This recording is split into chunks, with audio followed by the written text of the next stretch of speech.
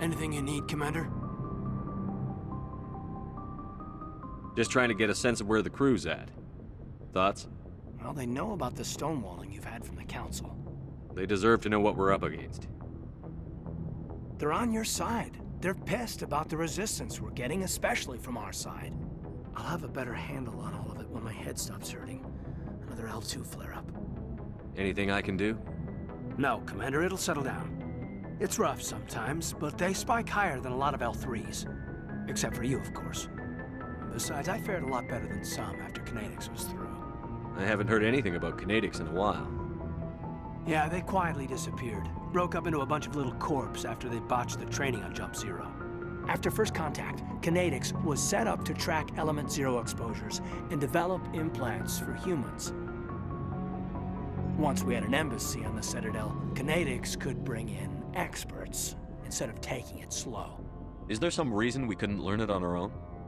They didn't know where to start. Hell, it took a couple of years to even link Biotics and Ezo. Forget trying to get the kids to move stuff. They had trouble just helping them not break their own limbs. And their choice of teachers didn't help much. The only experts would have to be aliens. Dead on. Turians, actually. That's why Kinetics kept it a secret. They were afraid of what people back home would think, asking the Turians for help when we just fought a war with them. The Asari would have been more acceptable than the Turians. Yes, but the company didn't go through the Citadel. It would have made Earth look weak, so they discreetly hired some Turian mercenaries. I'm sure Kinetics did what they thought was best. It wasn't best for us. They brought in an ex-military Turian named Commander Vernus. A real hard-ass. He basically had a free pass to break us if it would turn out a decent biotic. Kind of spiraled from there, Commander.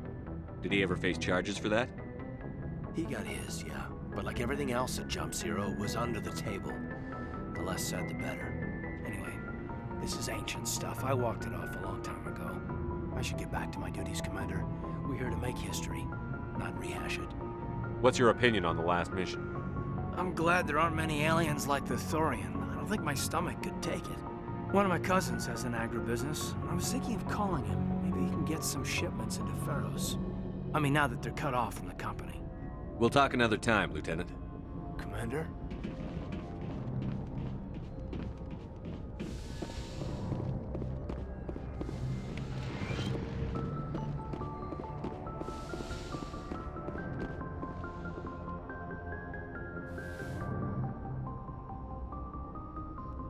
Commander, are you coming to check up on me? You look much better. How are you feeling? Dr. Chakwas assures me I am going to be fine. I was impressed with her knowledge of Asari physiology. You're in good hands. Dr. Chakwas knows what she's doing. I get the feeling you want to ask me something, Commander.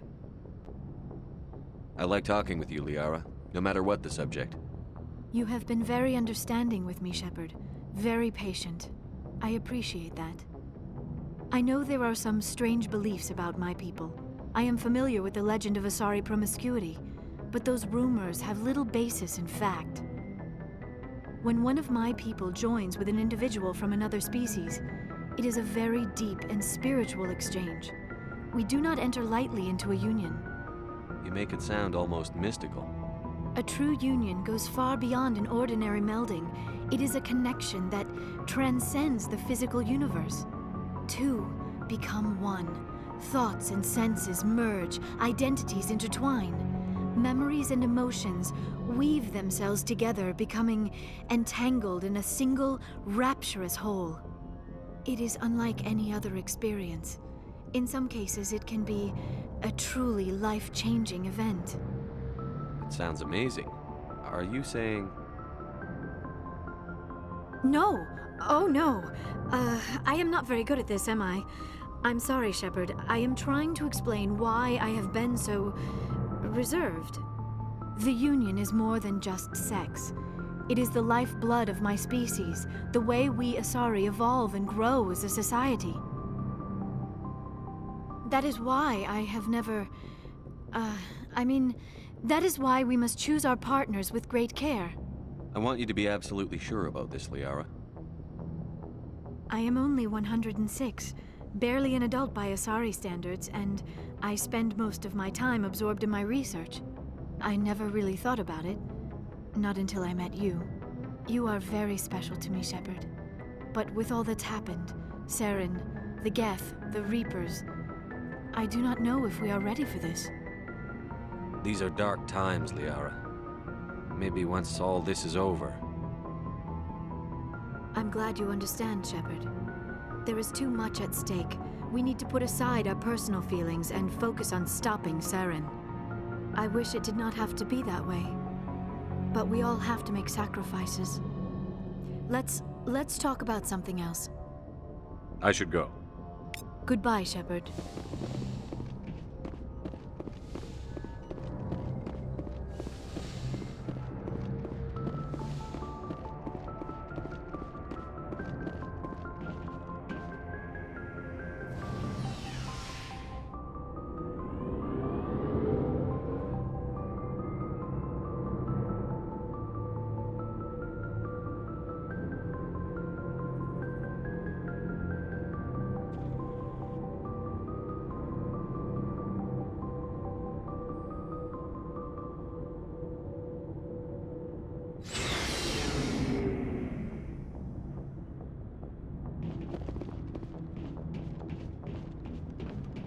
Commander, good to see you.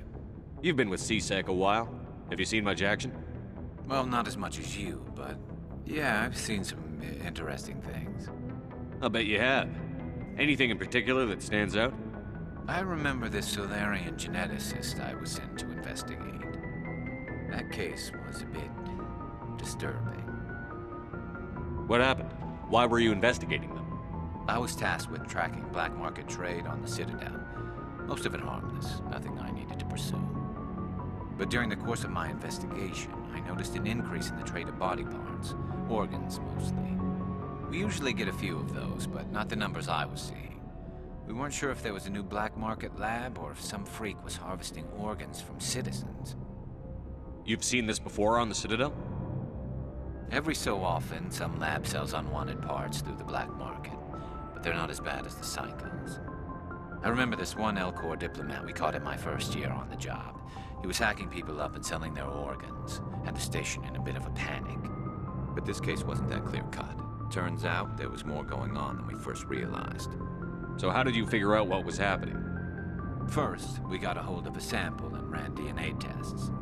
The weird thing was, the match led us to a Turian who was still alive and was very convinced he'd never lost his liver. After a bit of digging, I discovered this Turian worked briefly for Dr. Salion, the geneticist. So I went to his lab hoping to find evidence of cloned organ development, but there was nothing. No Solarian hearts, no Turian livers, not one Krogan testicle. You're kidding, right? Why would anyone want Krogan testicles? Some Krogan believe that testicle transplants can increase their virility, counteract the effects of the genophage. It doesn't work, but that doesn't stop them from buying. They'll pay up to 10,000 credits each. That's 40,000 for a full set. Somebody's making a killing out there. What did you do about the geneticist? I brought in some of his employees for interrogation, to see if I could get them to talk. While I was interviewing one of them, I came across something suspicious. You mean threaten? Was that really necessary? Maybe, maybe not. Either way, it paid off.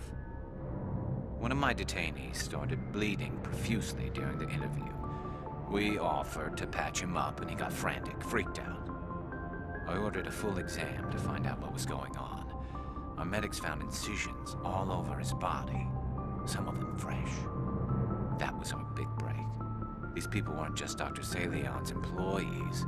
They were test tubes. Walking, living test tubes. He was growing parts inside these people?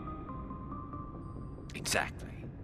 He cloned their organs right inside their own bodies. Then he harvested them and sold them off. Most of the victims were poor. He'd pay them each a small percentage of the sales, but only if the organs were good. Sometimes an organ wouldn't grow properly, so he'd just leave it in them. Most of them were a mess, but only on the inside, hidden so nobody could see it. I hope he got what he deserved. That's the worst part. We never caught him. Why not? What the hell happened? He ran, blew his lab, grabbed some of his employees, and headed for the nearest space dock. By the time I found out, his ship was already leaving. He threatened to kill his hostages if we tried to stop him. But you went after him anyway, right? I ordered Citadel Defense to shoot him down, but CSEC headquarters countermanded my order. They were worried about the hostages, worried about civilian casualties if the ship was destroyed so close to the Citadel. I told them those hostages were dead anyway. He just used them to make more organs. But they wouldn't listen. Well, it's not worth the risk. You pursue the vessel and disable it. That's the best choice. They sent the military after him, but he got away just the same. Yes, they did. I went to Palin and told him what I thought of him and his policies. He said if I didn't like it, I could quit. Well, I almost did. All they had to do was disable that ship, stop him from running. Maybe the hostages die, maybe they don't, but at least we stopped the bastard responsible for it all. If you don't care about the fate of those hostages, then you're no better than he is. You're just a terrorist with a badge. Yeah, maybe you're right. It doesn't make it any easier, but I see your point. Just wish I could have stopped him. That's all. Do you have any idea what happened to Dr. Salion? I sent out feelers from time to time, hoping to find something. I thought I'd found him a while back. He changed ships and changed his name to Dr. Hart, his idea of a joke, I guess. I told the military, but they weren't convinced it was him. I got the transponder frequency for his new ship, but I just can't get anyone to check it out. I'll check out the coordinates when I get a chance. I was hoping you'd say that, but Commander, take me with you when you go. If it's Salion, I want to be there when you find him.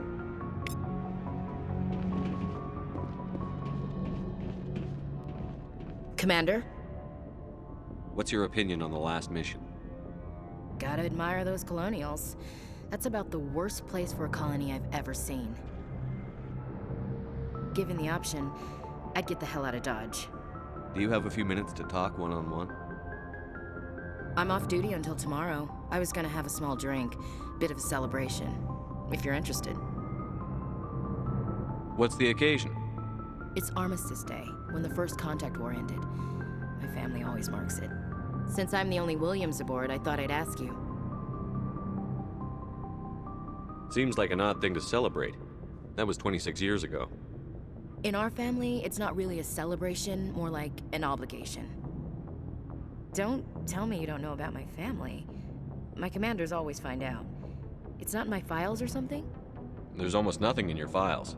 Technical scores and a list of crap assignments. There's a reason for the crap assignments. I'm General Williams' granddaughter, the commander of the Shanxi garrison in the war.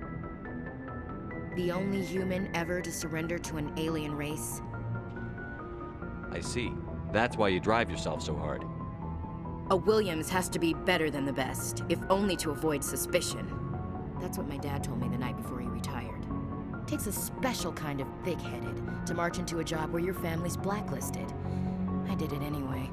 I'm not gonna let our name go down with Arnold and Quisling. Granddad deserved better than that. As I recall, your grandfather held out for a long time. The Turians wrecked the orbitals in the first wave and occupied the major cities. They sat in orbit, dropping rocks on anything that moved. Granddad dispersed the troops, but when they went into the cities for supplies, the Turians would wreck a block to eliminate one fire team. Civilians were dying, his troops were starving, and he couldn't contact Alliance High Command. So he surrendered the garrison. What happened to your grandfather after the war? He was relieved of command as soon as Shanxi was liberated. They brought him back to Earth in irons, but there was never a trial. They quietly demoted him and stuck him behind a desk. He retired a year later and spent the rest of his life working construction in the colonies. Sometimes we hear about attempts to get him exonerated in some official way.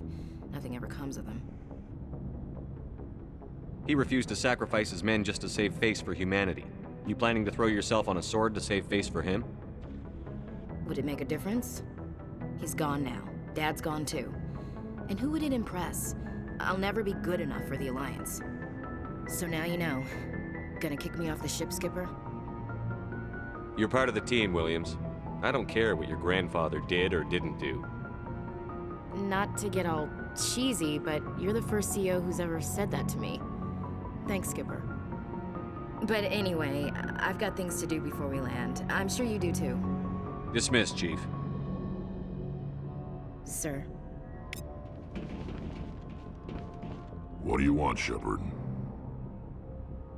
Why did you become a mercenary? Lots of reasons. Such as? Such as, I needed to get out of our system. I needed to eat. I needed to survive. Why not stay and help your people? I tried to help. That's why I had to leave. What happened? I was betrayed. I was head of a small tribe. We were trying to restore order after the war, but the other tribes were against us. They followed Jared, one of the few warlords who survived the war with the Turians. But he was old, and so were his ideas. He wanted to continue the war. He wanted us to fight. Turians, Solarians, each other. It didn't matter who, as long as we were fighting. What did you want? I just wanted Jared to shut up, to stop his ranting. I wanted him to stop leading the tribes astray. But he couldn't understand how much things had changed. We didn't have the numbers to go to war. Even if we did, the genophage made sure we couldn't replenish our numbers fast enough. I told them all to forget about war. We needed to focus on breeding, at least for one generation. And for a while, we were getting through. Some of the tribes started coming around. I take it the warlord didn't appreciate that. No, he didn't.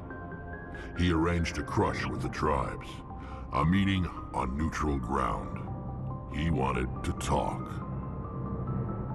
We met at the Hollows, near the graves of our ancestors. The skulls of our dead laid bare to remind us where we come from and where we all go. It's as sacred as any Krogan place can be. Violence is forbidden. It sounds like a trap to me. You must have suspected as much. I did. But when your father invites you to a crush, well, there are some laws that even we hold sacred. Jared was your father? He was, until that day. We talked, but we didn't get anywhere. When it was clear that I wouldn't join him, he gave the signal. His men leapt from the graves of our ancestors like Krogan undead. The few that were loyal to me died quickly. I escaped with my life, but not before I sank my dagger deep into my father's chest. That is why I left, and that's why I'll never go back. You must have family other than your father. Don't you miss them? You trying to make me cry, Shepard? I've got some unfinished business with my family, but that's all. What kind of business? Before I left, I made an oath to my father's father. I swore to recover my family's battle armor. It was taken from him after the uprising. What's so important about this armor? It's a relic. Useless, really. But it was worn by 5 generations of my family before the war. It's rightfully mine. Originally, it was taken by the Turian military. We weren't allowed armor or weapons after the war. Now, it's in the hands of Taun Actus, a Turian scum who collects relics from the war. He's made millions selling Krogan artifacts that were stolen from my people. He's got several bases where he stores his goods, all fortified and guarded. I just don't know which base has my family's armor. Just tell me where to start looking. I'll upload the data to your nav system. But Commander, I want to be there when you find him. So long, Rex. Shepard.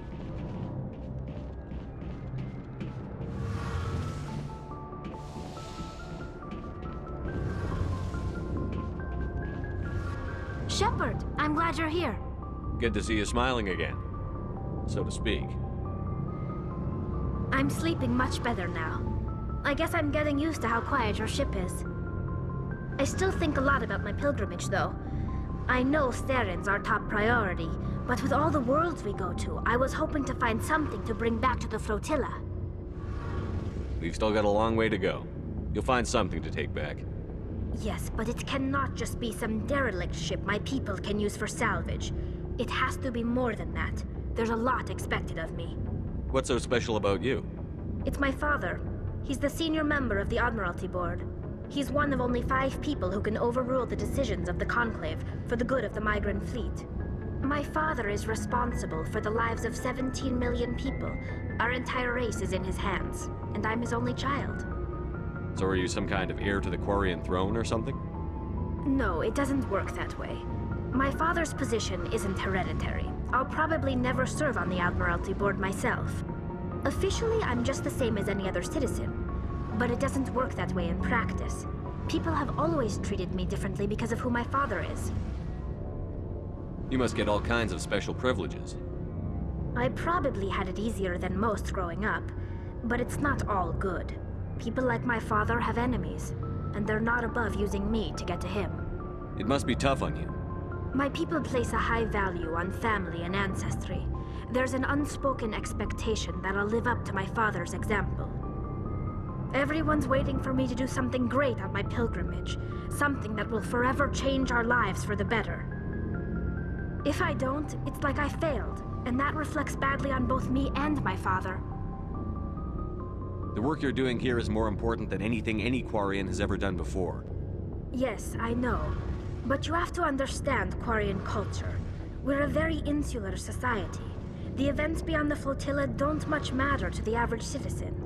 Our greatest dream is that one day we'll return to our homeworld and drive out the Geth.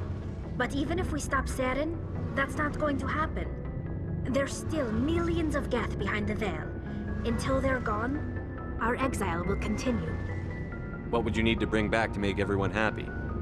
Something that would help us better understand the Geth. They've changed significantly since the exile. They've continued to evolve. We've done our best to study them, but it's not easy. They're very reclusive. Until recently, they never went beyond the borders of the Veil. And all the Geth we run into now are under Seren's control. We'd need to find Geth operating on their own, independently. But I don't want this to get in the way of our mission, Shepard. First, we stop Seren. Then I'll worry about my own problems. What was your father like? It wasn't easy growing up as the daughter of one of the Admiralty. Even before he joined the board, he was a prominent figure. People looked to him for leadership. He had to set an example, and he expected the same of his daughter. Plus, he was pretty strict, a military man through and through. He never allowed me to settle for anything less than excellence. As a kid, I sometimes felt like he was pushing me too hard. But now I'm old enough to appreciate what he taught me. The world doesn't owe us anything. If we want something in life, we have to earn it. Where was your mother in all this? Mother was around, but she always seemed to kind of blend into the background. Almost like she was overshadowed by my father. He tends to do that to people. She passed on about 5 years ago. Some airborne virus that swept through the fleet. Happens sometimes when the filters start to break down. I think my father took it pretty hard. After she was gone, he became even more focused on his work. I think that was his way of dealing with the grief. Sounds like a tough upbringing. You don't resent your father at all?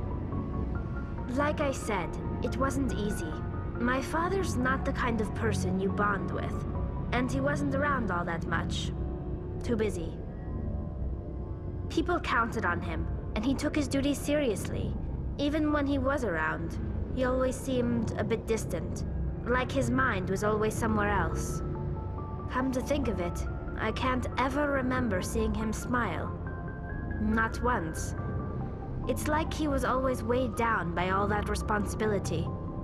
I mean, I know he cares about me, but he never really showed it, not in the usual way. I guess the best thing I can say about my father is that I respect him. I want to talk about something else. Like what? I should go. See you later.